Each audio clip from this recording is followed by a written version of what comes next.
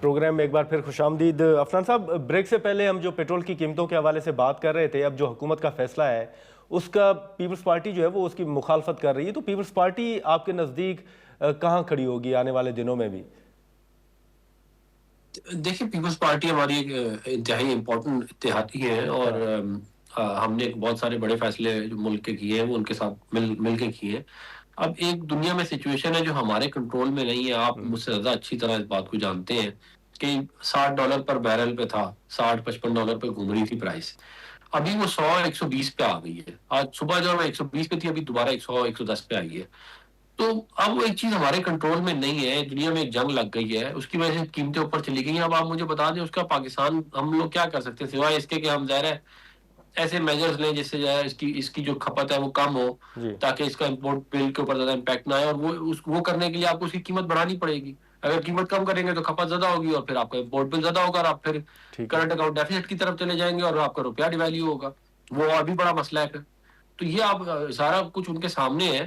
مجھے یقین ہے کہ پیپلز پارٹی کے پاس اگر کوئی بڑے اچھے تجویز ہیں تو وہ ہمیں ضرور دیں، ہم اس کے اوپر ضرور عمل درآمد کریں گے۔ اچھا عفنان صاحب، ایک چیز جو حال ہی میں نیب ترمیمی بل منظور ہوا ہے، اس حوالے سے اگر ہم بات کریں تو جب آپ لوگ اپوزیشن میں تھے تو نیب کے حوالے سے بڑے تحفظات تھے، کالا قانون کہا جاتا تھا، میاں صاحب مریم صاحبہ جو ہیں وہ کھل کر تنقید بھی کرتی تھیں اور آپ کالا قانون قرار دیتے تھے، اور یہ بھی کہا گیا کہ وہ نیب کو ختم بھی کریں گے۔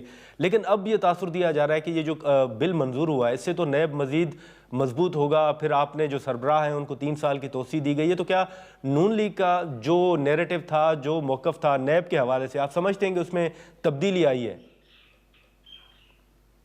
لیکن بات یہ ہے کہ ہم ایک کولیشن گورنمنٹ کے اندر ہیں اس وقت، ٹھیک ہے۔ جس کے اندر ہمارے اور بھی پارٹنرز ہیں۔ تو ظاہر ہے ہم نے جو ہے وہ معاملات ایسے لے کے چل رہے ہیں جس کے اندر تمام چیزیں جو ہے وہ صحیح طرح سے چلتی رہیں۔ اگر ہوتا 2/3 میجورٹی ہوتی ہے، سمپل میجورٹی ہوتی، تو شاید آپ یہ سوال پوچھتے تو میں اس کا کچھ اور جواب دیتا۔ لیکن ابھی جو معاملات ہیں اس کو سامنے رکھتے ہوئے تو جو بہتر کام ہے وہی کیا جا سکتا ہے۔ اور اس کے اندر اگر آپ قانون کے اندر دیکھیں تو اس کے اندر چینجز جو ہیں کوئی ایسا کوئی بڑی ڈراسٹک نہیں کی گئی۔ ان کے اندر کچھ بیل سے ریلیٹڈ معاملات تھے، اس کو دیکھا گیا ہے۔ جو اپوائنٹمنٹ تھی، جو ری اپوائنٹمنٹ تھی جو نیب کے چیئرمین کی، اس کو دیکھا گیا ہے۔ تو اس طرح کی کچھ چیزیں جو اس کے اندر ڈالی گئی ہیں، باقی جو ہے وہ تو جو پہلے ہی تھا وہی چل رہا ہے۔ اچھا، لیکن عفنان صاحب یہ بھی بتائیے گا کہ اس وقت جو صورتحال ہم ڈسکس کر رہے ہیں، اس صورتحال میں سیاسی استحکام کے حوالے سے، یا چکزی صاحب جو کوشش کر رہے ہیں، آپ پی ٹی آئی کے لیے کوئی راستہ نکلتے ہوئے دیکھ رہے ہیں؟ کوئی بات چیت نظر آ رہی ہے آپ کو؟ دیکھیں، یہ بات آگے بڑھ سکتے ہیں اگر کوئی میچورٹی کا مظاہرہ کیا جائے۔ ہم نے تو بہت دفعہ کہا ہے کہ چارٹر ڈیموکریسی میں بات کریں، اور آگے ٹھیک ہے۔ ملک کے اندر جمہوری جو معاملات ہیں ان کو بہتر کرنے کے لیے بات کی جائے، مگر اگر ظاہر یہ بات نہیں ہوگی تو پھر یہ اتنا آسان نہیں ہے اس کو آگے لے کے چلنا۔ تالی جو ہے وہ 2 ہاتھوں سے بجتی ہے۔ جی عمران خان صاحب جو ہے اگر وہ ہمارے ساتھ کام کرنا چاہتے ہیں ہمارے ساتھ، تو پھر ان کو ایک پروڈکٹیو رول ان کا ہونا چاہیے اپوزیشن کے اندر۔ یہ جو ناجائز یہ جو تنقید کرتے ہیں اداروں پہ، یہ نہیں کرنی چاہیے۔ جو کمیٹیز کے اندر نہیں آتی ان کے اندر واپس آنا چاہیے ان کو، اور ملک کے اندر جو آگے اصلاحات ہیں الیکشن سے ریلیٹڈ، اس کے اندر ان کو اپنا پارٹیسپیٹ کرنا چاہیے۔ اور اگر اپنا یہ جو نیریٹو بنا کے ملک کو بدنام کرتے ہیں، یا بیرونی قوتوں کے ساتھ مل کے پاکستان کے خلاف نیریٹو بناتے ہیں، یہ کام اگر وہ روکیں گے تو پھر اس بات کی امید کی جا سکتی ہے کہ آگے چل کے کسی ٹائم پہ جو ہے وہ حالات ان کے لیے بھی بہتر ہوں۔ لیکن عفنان صاحب وہ تو کہہ رہے ہیں نا کہ آپ سنجیدگی دکھائیں، خان صاحب کو شفٹ کریں تو بات چیت آگے بڑھ سکتی ہے، پی ٹی آئی تو یہ کہہ رہی ہے۔ نہیں، یہ پھر عمران خان صاحب کو چاہیے نا کہ وہ ایک لیٹر لکھ دیں کہ اچھا جی مجھے آپ بھیج دیں بنی گالا۔ اس کے اوپر آلریڈی آپ کو پتا ہے کہ ڈاکٹر طارق فضل صاحب پہلے کہہ چکے ہیں، ہاں۔ تو وہ ایک لیٹر لکھ کے دے دیں سپرنٹینڈنٹ پولیس کو ادھر جو ہے جیل خانہ جات کا، تو اس کے پھر اس کو ریویو کر لیں گے ہم پازیٹیولی۔ اچھا، مطلب اگر خط لکھیں تو اس پر آپ سمجھتے ہیں کہ معاملات آگے بڑھ سکتے ہیں، شفٹ ہو سکتا ہے؟ نہیں، دیکھ اس کی وجہ یہ ہے کہ یہ کل کو پھر کہیں گے میں نے تو کہا ہی نہیں تھا، انہوں نے خود ہی کر دیا، آپ کو پتہ ہی ہے ان کا۔